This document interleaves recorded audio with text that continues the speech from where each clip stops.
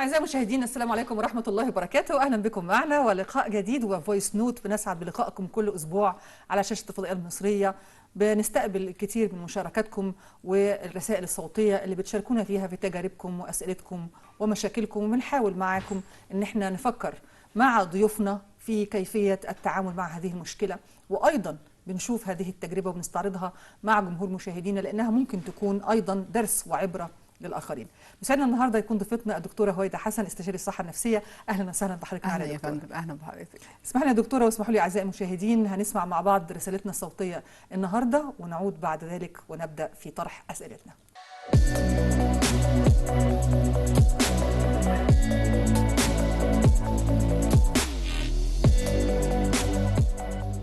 أنا مش شاكة إن زوجي بيخوني، أنا شفته بعيني في منزل الزوجية وتواجهنا واعتذر كتير وقال لي أول وآخر مرة وكلام من النوع ده بعد ما هديت من انهياري، وهو دلوقتي مستني قراري النهائي.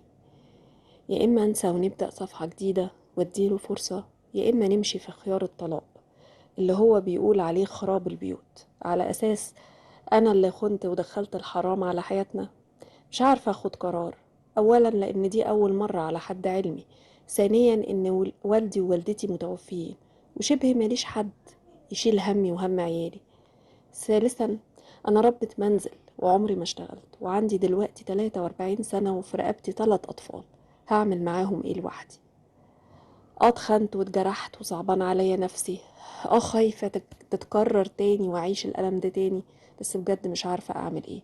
وهل اللي هشوفه بعد الطلاق هيكون أهون عليا أنا وولادي من خيانة الزوج؟ طب هعرف أنسى وأكمل معاه عادي؟ أنا هتجنن.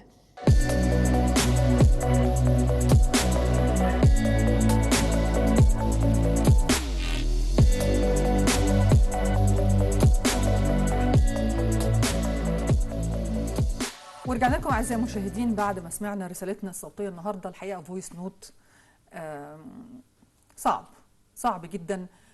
كلمه الخيانه في حد ذاتها بين ازواج، بين اصدقاء، بين زملاء شغل، خيانة للوطن، كلمة الخيانة كلمة ثقيلة جدا جدا وصعبة جدا جدا، فما بال حضرتك بقى لما تكون ما بين الأزواج؟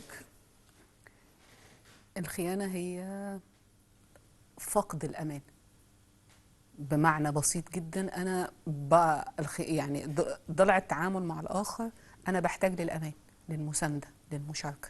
الخيانة هي هدم لكل المعاني الجميلة اللي سواء بتتبني ما بين الأصدقاء أو الأزواج أو حتى الأم داخل الأسرة الواحدة أو ما بين الأخوات. هي كسر الأمانة.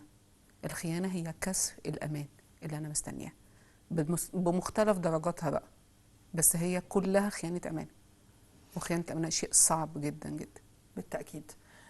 طيب أنا لو عايزة أتكلم عن الخيانة، هل الخيانة ليها تعريف واحد محدد ولا هي بتختلف على حسب السياق؟ ممكن واحدة تشوف جوزها بيتعامل بشكل معين مع زميلة أو صديقة في مكان ما وتشوف إن ده خيانة. واحدة تشوف جوزها بيكلم واحدة في التليفون أو على الشات أو حاجة فتقول دي خيانة. تمام. في واحدة هتخش تظبطه متلبس في وضع غير لائق اللي هي يقينا ما يطلق عليه إنها خيانة. فكيف يتأتى تعريف الخيانة، وهل بيختلف على مدى قبول الطرف الآخر والحدود اللي بيشوف فيها إيه هي الخيانة؟ الخيانة مش بتختلف من شخص لآخر، هي بتختلف لتعريفنا ليها، وده بيرجع لثقافتنا وعاداتنا والتقاليد اللي احنا اتربينا عليها. يعني في مصر ان انا لو كلمت زميلي قدام زوجي ممكن تبقى، انما ده لو حصل في بيئة تانية في ثقافة تانية هتبقى مشكلة، حتى لو هي مش خيانة بس هيبقى غير مقبول. فبيرجع لثقافتنا وتأويلنا ليها، تأويلنا وحدودنا اللي احنا اصلا اتربينا عليها جوه كل نطاق. فجوه كل ليفل من مستويات الحياة بتختلف القيم، بس الثابت جدا ان هو عدم الدخول في حدود اللي هي جوه المحددة مسبقا، سواء بقى بناء على التقاليد او العرف او الثقافة بتاعت المكان او البيئة اللي احنا راجعين لها. فخارج ده بيبقى هو يعني ما بيختلفوش عليه فإن دي هي الخيانة. لكن في ناس تقول لك يعني ده كان بيكلم واحدة على الشات، يعني ما يعني والعياذ بالله ما شفتيهوش مش عارفة بيعمل كذا. ما هي مش خيانة. ان انا اتكلم، ما هي مش خيانه عشان بتكلم جوه الحدود اللي احنا متفقين عليها. زي ما قلت لحضرتك ان انا برد على زمايلي في الشغل في وقت في وقت بشكل مستقل، بكلم بشكل معين علشان انا واحد يعني بتصرف تصرف غير مقبول عليا كزوج.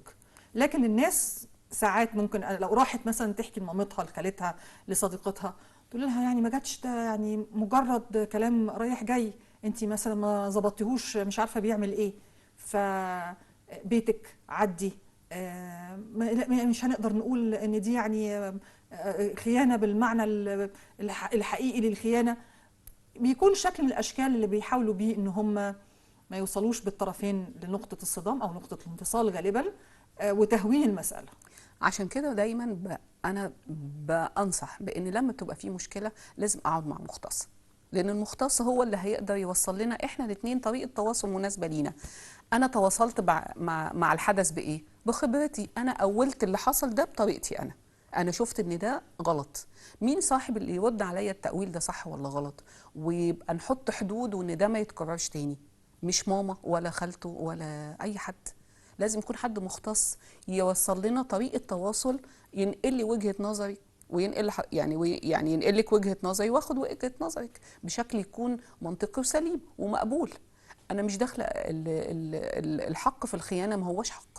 ما فيش حاجه اسمها حق للخيانه، ما فيش. في سبب، ما فيش سبب. في انا بعترض على اسلوب حياه، يا اما نكمل يا اما نقول بمنتهى القوه لا. هو انما مش الخيانه حق للخيانه، ما فيش حق للخيانه. لكن في ميزان مختلف للخيانه. بمعنى يعني لو هاجي احط في ميزان خيانه الرجل مقابل خيانه الست، أه. الناس مش هقول انها بالنسبه لها الخيانه شيء كويس، بس هحاول الاقي 1000 مبرر و1000 سبب علشان اعدي اوكي. واتقبل واتغاضى واسامح واغفر.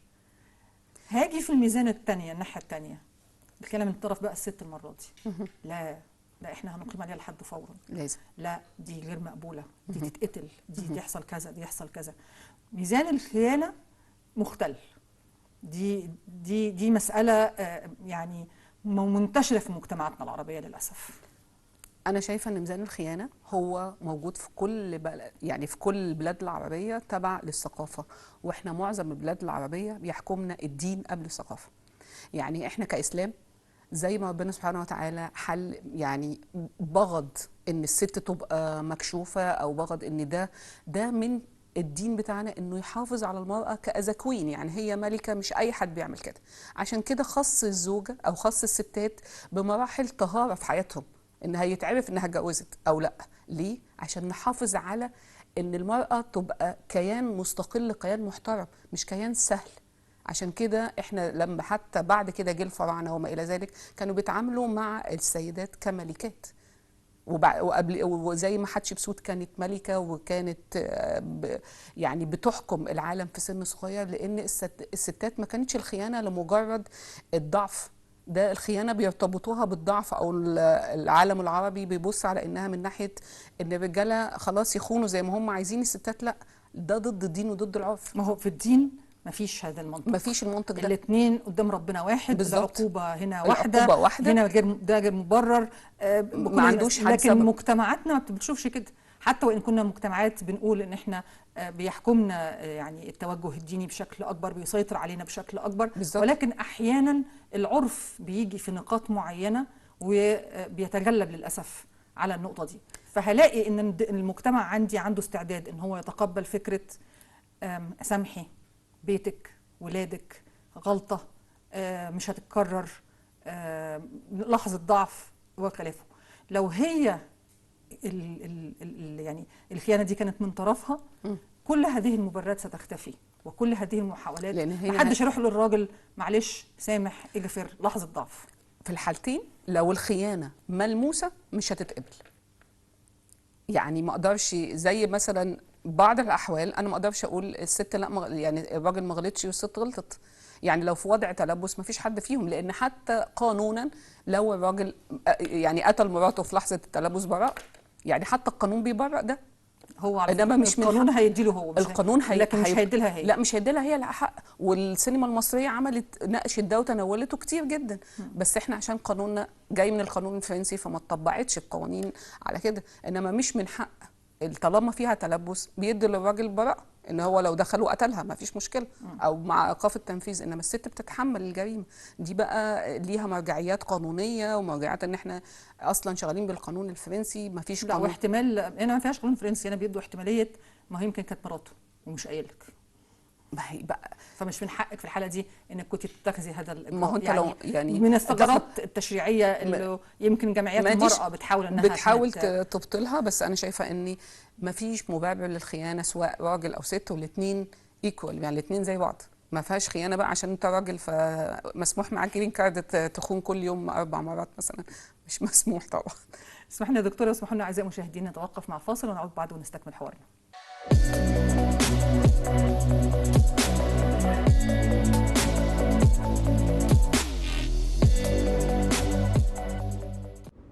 يمكن أن تسبب الخيانة الزوجية ألماً عاطفياً شديداً، لكن المرور بنزوة عابرة لا يعني بالضرورة نهاية العلاقة الزوجية.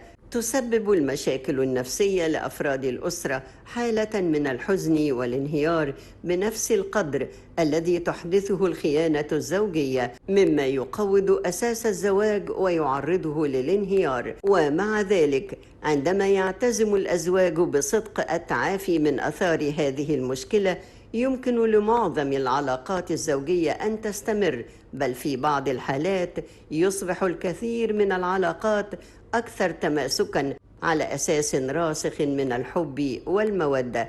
ولكن عليهم الاهتمام بعلاقاتهم كأزواج أولاً، ثم علاقاتهم بأطفالهم، حتى لا يتسبب ذلك في أزمة لآخر العمر للأطفال.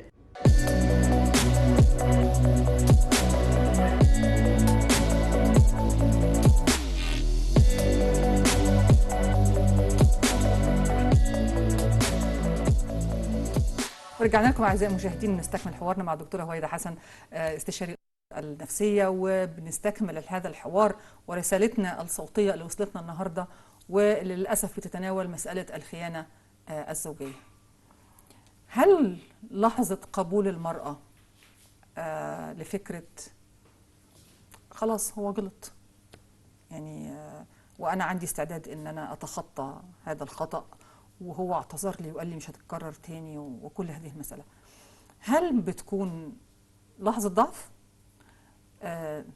احتياج فمضطرة، ولا ممكن فعلا المرأة تيجي في لحظة وتقرر انها عندها استعداد انها تسامح وتغفر وتتجاوز؟ هنقول ان المرأة لما بتتعرض للخيانة هي بتحس بإيه؟ زي ما انا سمعت كده الأستاذة اللي اتكلمت قالت لك انا حاسه ان انا اتخنت، انا اتبهدلت، انا ما بقاش عندي قيمه، انا هي ربطت الخيانه هنا بايه؟ بيه هو ولا بيها هي؟ هي اولت الخيانه ان هي لا تستحق، هي غير كفء، هي غير كافيه، عشان كده هو ابتدى يخون. بس ده مش المعنى الحقيقي للخيانه. هو لما خان نفسه الاول، خان نفسه وخان ربنا، وبعد كده خانها هي. تمام؟ في الاساس ان هو خان نفسه، فاللي بيخون نفسه فهو حد مريض، هو حد محتاج المساعده. فان الخيانه انا احملها كلها ان الست اذا كانت تخفى او لا، مش دي القضيه. هي في الاول بتأول فكره الخيانه على ايه؟ هل انت فكره ان انت اخطأت، ولا فكره ان انت خنت نفسك وانت محتاج تتساعد؟ وده اللي بيبين هو مصداقيته في انه يرجع عن الخطأ اللي اخطأه ولا لا. وتفسير بقى الخطأ وقبوله وان انا اتسامح دي بترجع لقدرات فرديه بحته. بس نتيجة تأويلي أنا للحدث ده إيه؟ نتيجة إن أنا بحسب كل حاجة كويس. دايما إحنا كمصريين نمسك المشكلة ونقعد نهول، أصل دي خيانة، أصل هو عمل، أصل ونفضل نعمل لير للمشكلة. يعني عارف حضرتك نعملها زي بقى الطبقات ونكترها جدا. أصل هو خانك معنى كده ما اهتمش بيكي، ما اهتمش بولاده، ده راجل ونبتدي نسقط عليه كل، زي ما يكون حد بقى يعني قدامنا واحنا بنسقط عليه كل المساوئ اللي احنا نسمعها، واسقاط اسقاط اسقاط. حد فكر ان المشكلة دي بدل ما نبص عليها كمشكله ونعمل لها الهيوجي ده ونفخمها. المشكله دي ليها حل ولا لا؟ ليها حل؟ اه، للخيانة حل؟ لكل مشكله حل. على حساب مين؟ ما فيش حد بيرفع مشكله حد. في حد بيبقى قادر على اعاده تصليح المواقف والتكيف، وربنا خلقنا كده، لان الانسجه لما بتتقطع بتتكيف انها تعمل تاني. فالطبيعي في الحياه التغيير، الطبيعي في الحياه الاستمرار، الطبيعي في الحياه ان الدنيا بتمشي بعد المطر بتلاقي تاني يوم الشمس جميله جدا. الثبات حاله موت. مين قال ان احنا لازم نفضل عايشين على طول عشان متجوزين نفضل نحب في بعض طول اليوم؟ ليه نقول كل المشاكل ان ملهاش غير طريق واحد؟ يعني هي فكرتها انها بتقول انا ما استحقش ده، يعني هي بتدي مبرر في حالات اخرى، لو الست مثلا اهملت في نفسها شويه، لو حصل مشكله، لو حصل فتور، لو حصل انه في الحاله دي كان من حقه انه يخون. مفيش حق للخيانه، بس انا بسال هل في تواصل ما بين الزوج والزوجه اصلا؟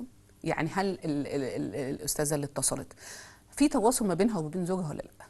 يعني ايه جواز؟ عشان هنعرف بقى قبل ايه، عشان قبل ايه خيانه. يعني ايه جواز؟ جواز يعني احنا الاثنين في قالب واحد، احنا الاثنين مشكلتنا واحده، احنا بنتواصل كل الوقت، بنتواصل، بنعرف افكار بعض، بنعرف احتياجات بعض. في كتاب مهم جدا اسمه الرجل من المريخ والنساء من الزهره، بيقول لك قد ايه الراجل حاسس زي الراجل البدائي بالظبط. هو الكهف ده بتاعه بقى، هو عمل كهف وعايز يبقى هو سيد الموقف، عشان كده ما بيقبلش التوجيه. احنا محتاجين نعرف يا جماعه الطرف التاني محتاج ايه. انا بعمل احسن ما عندي، بس ممكن يكون مش حضرتك اللي محتاجه ده. يعني حضرتك عايزه هديه فانا بجيب لك ورد مثلا، بس حضرتك عايز شوكولاته، لو انا جبت لك شوكولاته هتتبسطي اكتر. ده بيحصل امتى؟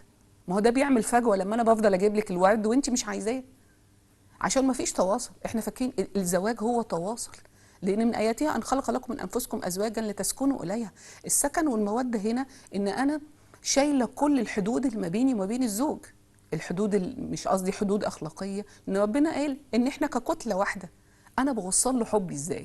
بسمع حبه ازاي؟ بسمع تقصيره معايا ازاي؟ بسمع تقصيره ده ازاي؟ الكوره اللي بتروح وتيجي ما بيني وما بينه واصله لحد فين؟ ليه احدف الكوره وانا متوقعه زي المصريين لا اصل هي ست بتطبخ كويس وبتربي ولادها كويس فهي زوجه كويسه؟ انا مش محتاج ده. هي قعدت معاه وقالت له انت محتاج ايه؟ تواصلت، حققت من يعني اساس العلاقه الزوجيه انه يبقى في تواصل.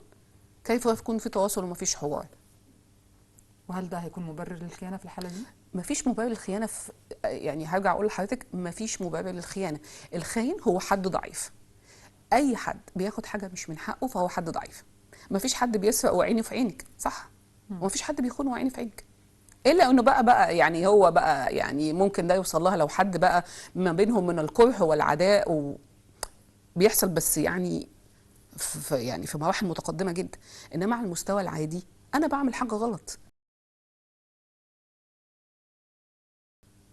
وهو عارف انه بيعمل حاجه غير مقبوله اجتماعيا ولا دينيا، وهو مش قابل نفسه على فكره. لو سالتي الخاين هتلاقيه مش مبسوط، لان مشاعر الذنب ما بتتولدش عندي نتيجه ان انا يعني خلاص خنت ومحدش شافني. لا، انا بالليل انا بقعد مع نفسي بلاقي نفسي وحش. الحديث مع النفس هو اصعب انواع الحديث، لان انا بضحك على الدنيا كلها. لما اجي اقعد بقى حديث مع النفس، حديث ذاتي، ما بقدرش احترم نفسي. وطالما انا مش قادره احترم نفسي فبفضل في دايره الجلت فيلينج، انا حاسس بالذنب لان انا مش كويس. نفصل ازاي ما بين الجيلتي فيلينج وانه ممكن يكون غلطه وتعدي؟ مش مساله وتعدي، ما عملتهاش قبل كده، ما كانتش مقصوده، لحظه ضعف عدت بيها، وواحد دي طبيعته. ده بيبان من بدري بقى. يعني دايما اللي طبيعته الخيانه مش هتبقى، هي هتشوف انواع كتير من متعدده من الخيانات. هتشوفها من اول الخطوبه، هتشوفها من اول ما تعرفه. اول حاجه في الخيانه يعني الراجل غير ملتزم بادنى المسؤوليات النفسيه. انا بتكلم عن المسؤوليات النفسيه، ان هو بيحترمها، بيقدرها، بيتواصل معاها على طول، دايما بيبقى صريح معاها، عنده يعني في بينهم يعني كشف، في صراحه، في مواجده، في صداقه، في تعارف، في ان انا احتياجاتي بقولها له وهو بيقول لي احتياجاتي، وبنحاول نشبع احتياجات بعض عشان خاطر نكمل المسير. انما لما يبقى في دايما حيطان ما بيني وما بينه، انا ما اعرفش عنه حاجه. انا عشان كده معظم الزيجات دلوقتي بيحصل خناق او خيانات نتيجه ان الزواج بيتم عشان خاطر ايه؟ هو جايب 1 2 3 فخلاص، فالاهل بيوافقوا. هو خلاص امكانياته الماديه تمام جدا، فانا مش محتاجه تاني. خلاص ده عريس كويس لبنتي. لا، عريس كويس لبنتي هو هيصونها، هو هيفهمها، هيديها احتياجاتها.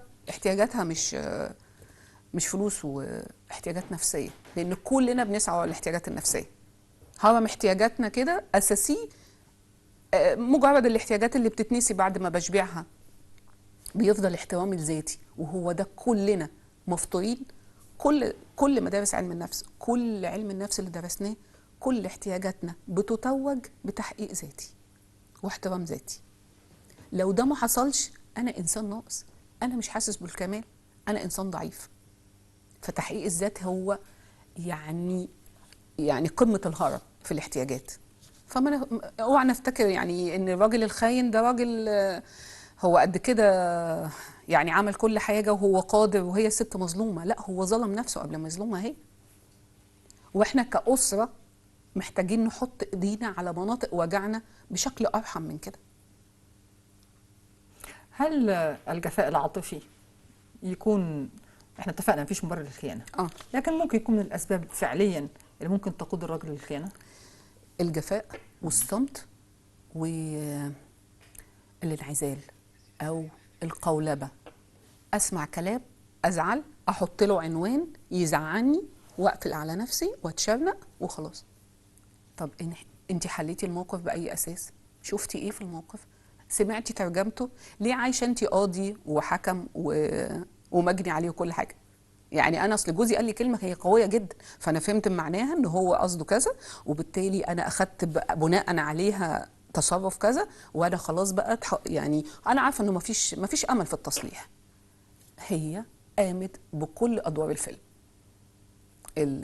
الست المطحونه والراجل القاسي والحكم والقاضي. طب انت فين؟ انت رب وعبد ازاي؟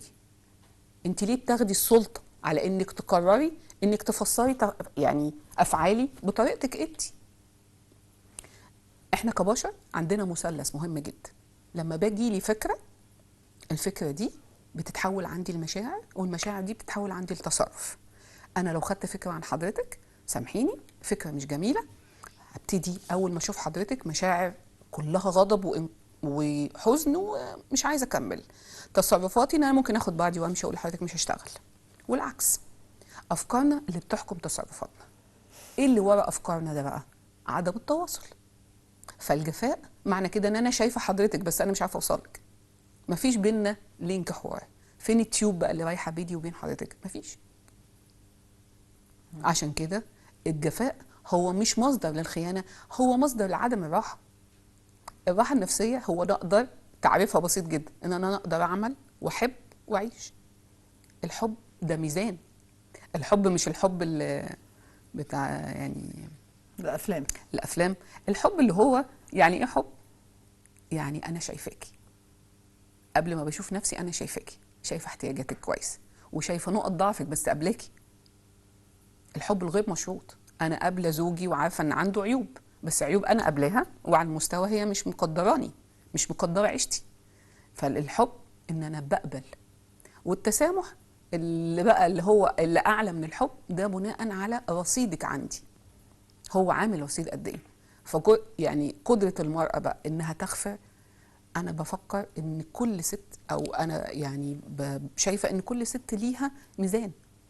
بس قبل ما نصدر للناس هي قد ايه المشكله صعبه، يا جماعه تعالوا نفكر ازاي نحل المشكله دي.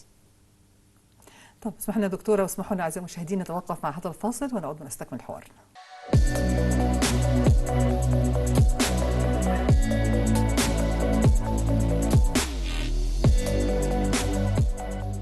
أبدعت السينما والدراما في تجسيد دور الزوج الخائن والتعبير عن مدى حزن الزوجة وانهيارها. تليفون ايه واصوات ايه؟ بقول لك مش انا كنت في المعرض. خد اسال وحياه ما رحمه. تحلفش، كفايه كذب بقى، كفايه.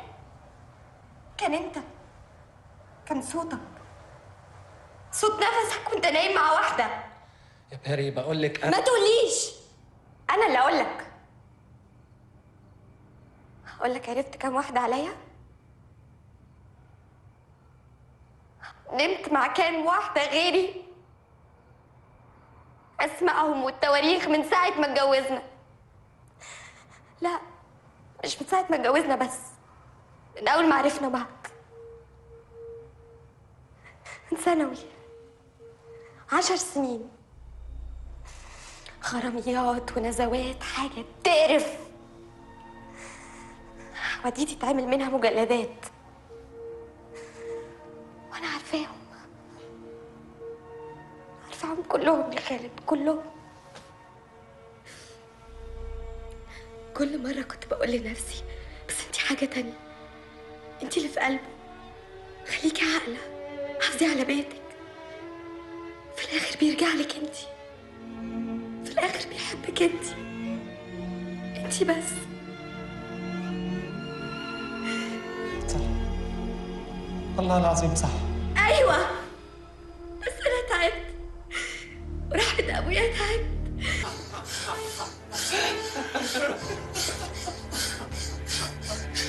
بتعملوا هنا؟ هنا في بيتي. امشي اطلع بره، بره، بره. اخرجي بره. انت طالع.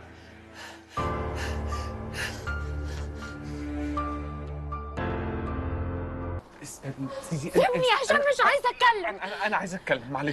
معلش انا اسف ما كانش المفروض تعرفي بالطريقه دي. أنا عارفة من بدري. أنت فاكر إن أنا لسه عارفة دلوقتي؟ انا اسف، انا كان المفروض اقول لك بس خفت اوجعك. كنت عايز استنى لغايه بعد ما ننفصل واقول لك. انا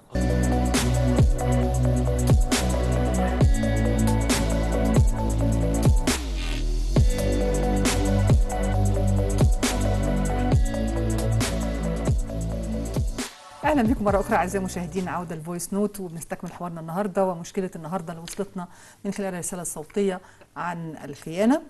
وامتى لو حد لجأ لحضرتك علشان نصيحه متخصصه تقولي تجاوزي عن الموضوع وتخطي وسامحي وكملي، وامتى هتقولي لا نقطه، موضوع مش هيقدر يستمر ولا يمكن غفرانه، ودي علامه لان الحياه دي الزوجيه دي لازم تنتهي. لما بيجي لي استشارات زوجيه، دلوقتي الزواج ده عباره عن يعني كيان قائم بذاته. كل كيان منفصل عن الكيانات التانية خالص، كل كيان ليه بصمه معينه. اولا انا ما بساعدش حد ياخد، انا ما باخدش قرار لحد، يعني ما فيش اي حد اخصائي او حتى طبيب نفسي هو مسموح له ان هو ياخد القرار للعميل او للحاله اللي معاه. احنا بننور النور زي ما حضرتك كده بنور لك الطريق. بنحسب انت دلوقتي واقفه هنا، عايزه تروحي فين؟ انت عايزه تاخدي الخطوه بتاعه الانفصال عشان تروحي فين؟ عشان توصلي للنقطه دي. طب النقطه دي حساباتها عندك هتبقى ايه؟ بنعمل بقى الخطوه اللي جايه دي، عندنا هيبقى عليها مسؤوليات كذا وليها مزايا كذا وليها عيوب كذا.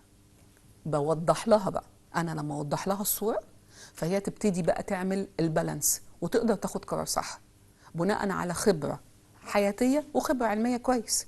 لان احيانا مش القرار يعني ما فيش قرار صح في الخيانه، يعني ما فيش الطلاق مش هو القرار الصح. مين قال؟ ما يترتب على الطلاق ممكن بعض الناس تستحمله وبعض الناس لا. مش المادي على فكره، مش المادي بس، لان الاحتياج النفسي اقوى جدا من الاحتياج المادي. كل الستات دلوقتي بتقدر تشتغل، وزي ما حضرتك شايفه ان ممكن من البيت بتشتغل، وممكن ورك فروم هوم، ممكن تنزل تشتغل. الفلوس مش هي المشكله، السند هو المشكله. ممكن يكون حد اخطا وهو سند، يعني الزوج اخطا، ممكن يكون الحاله اللي معانا دي هي اخطا مره واحده بس، ممكن يكون هو سند ليها في حياتها. فهي مش هتقدر تعوض ده، هي اللي تقدر تحمل وتقول انا اقدر اتحمل ولا لا. لان عمري ما فيش حد بينصح بالانفصال، يعني خلاص بقى هو مش انت لازم حد هينصح بالانفصال، لازم هي القرار، لازم الحاله هي اللي تقرر. ولو العكس، بمعنى ان الزوج هو هنا اللي جاي بيشتكي من كلمه الزوجه، برضه مش هينصح برضه بالانفصال. انا ما بنصحش، انا بقول، انا بفضل اوري لحضرتك الصوره واضحه.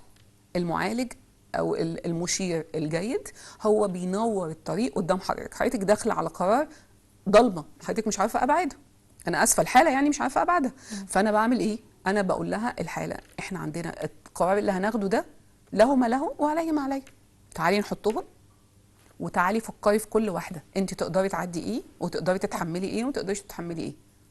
لان القرار انا حمولتي غير حموله حضرتك، غير حموله اي حد، احنا مختلفين. فاللي انا اقبله مش معنى كده ان انا بقبل يبقى انا بفكر في الناس. ارضاء الناس دي غايه فاشله. انا هرضي الناس عشان انا ابقى قدام الناس، انا اخدت قرار ان انا انفصلت عشان خاطر ابقى قدام الناس ان انا قويه. انت فين؟ انا ليه دايما ما ببصش في ورقتي؟ ليه دايما ببص كده؟ ليه اللي انا بتحمله مش لازم كل الناس تتحمله؟ انا اقدر اتحمل حاجه وحضرتك تقدري تتحملي حاجه، فليه احكم باللي انا شايفاه؟ حالتي غير حالتك، حالتي غير حاله العميله، قدراتي غير قدرات العميله. مين اللي يقدر يقرر مصيره غير هو؟ الرجوع بقى ان انا افضل احط فاترينات قدها وراها عشان اظهر بشكل ان انا حد قوي، ان انا حد بقدر اخد قرار، لا اصل انا لما تكلمني وخني انا طحت بكل حاجه وانفصلت. طب ده تبعاته ايه؟ قررت ان انت مش لوحدك، قررت ان انت اسره. هم الولاد بيبقوا في مصلحه مين؟ اسفه في يعني في حضانه مين؟ سواء بقى جوه او بره، في الحالتين حضانه الام. هو لو أدرك الأولاد هذه المسألة، مسألة أنه حدثت خيانة بين الأب والأم، تأثير ده بيكون إيه؟ وهل هيختلف لو الأبناء ذكور أو إناث؟ طبعا. أولا الحدث السيء يفضل طالما هو متعلق بأمان الأسرة يفضل إن هو يتم علاجه تحت الكتمان. يعني ما يفضلش أبدا إن أول ما تحصل خيانة فالأم تمسك التليفون قدام الأولاد وتقول بقى. فالولاد أنا بعمل إيه؟ يعني أنا دلوقتي أنا فتشت سره. إن كيس بقى إن هو لو حد كويس ورجعنا، إن كيس إن هو فضل عايش وانفصلنا، أنت بتهدي مقياس الثقة والأمان عند الولاد. أثق إزاي في الرجالة؟ أنا كبنت وأنا شايفة إن بابا عمل كذا. هو الفازر فيجر عند الأطفال هو إيه؟ مش بابا. لما بابا ده ككيان وكقيمة يقع، فالأمان فين؟ ماما بتدي الحب والرعاية، بابا بيديني الأمان، هو اللي بيقفل الباب عليا، هو اللي بيغطي. الأمان هو ذكوري. فازاي انا افقد الامان وابتدي ارجع اختار زوج؟ هختار زوج ازاي؟ على معايير انا اصلا متثبته عندي غلط، انا ما شفتش الامان، ما عشتوش. فبالتالي على البنات بيبقى اكثر قسوه من الولاد. ليه؟ لان البنت بتجد ان الفازر فيجر بالنسبه لها هو مصدر الامان، فلما مصدر الامان يبقى مش في مكانه او مش كما ينبغي، ده بيبقى الام نفسي شديد جدا. لانها بتفضل دايما ما عندها الثقه، دايما ميزان الامان عندها مختل، لان ما عندهاش خلفيه، ما فيش السند، ما فيش المرجع. فعشان كده البنات بتتاثر اكتر بالخيانه، وخاصه لو اتعرفت. هرجع اقول هنا مصلحه الزوجه ايه؟ انها تعرف. انتقام. هل الانتقام بنتقم منه ولا منهم؟ انا بنتقم من مين؟ هي شايفه انها تنتقم منه. هل دي رؤيه منطقيه؟ حضرتك اخدتي مني القلم فاذي ولادك ليه؟ يعني انت اللي اخدتي مني القلم، انت اللي اذيتيني. على المستوى النفسي نعرف احنا يا جماعه مين اذانا، والانتقام انا مقصود بيه ايه. انا مش عشان انتقم من حضرتك اذي نفسي، ما هم ولادي برضو مرجوعهم ليا. ازاي اذي نفسيه ولادي وهم جزء مني؟ احيانا مش ببقى بمنتهى العقل والحكمه كده، بس انا بصدر ان لازم يبقى في وقت الغضب.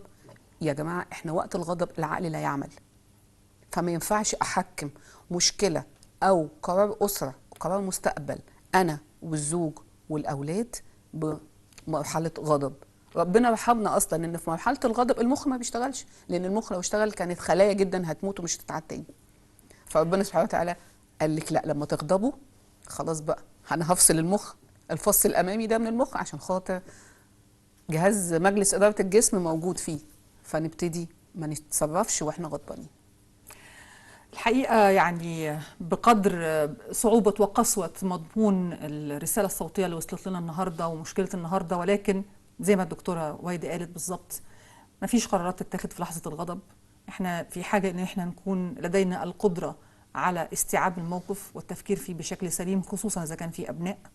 وبالتالي لصاحبة الرسالة الصوتية النهاردة بنقول لك بقدر صعوبة المسألة وبقدر حجم الإيلام النفسي اللي تعرضتي له أولا، وفقد الثقة وفقد الأمان في شريك الحياة، ولكن بالتأكيد نبعد عن لحظة الغضب ونستعين بالخبرات المتخصصة في هذه المسألة، لأنه أحيانا بتكون في حاجة إلى أنه شخص من بره الموضوع خالص يبص معانا وينور المسألة زي ما الدكتورة هويدا قالت. دكتورة هويدا حسن، استشاري الأمراض النفسية، بشكر حضرتك جدا معاكي النهاردة، وسعدنا بوجودك معانا، ويعني اللي حضرتك قلتيه لنا النهاردة في هذه المشكلة على الرغم من صعوبتها وإيلامها النفسي الشديد لأي زوجة، ولكن نرجو أن احنا النهاردة نكون وفقنا في أن احنا نقدر يعني نضع نقاط أساسية للتعامل لا قدر الله لأي حد يتعرض لهذه المشكلة. شكرا لحضرتك. نشكركم أعزائي المشاهدين على متابعتنا. الأسبوع القادم فويس نوت جديدة. حتى ذلك الحين لكم سلام الله ورحمته وبركاته.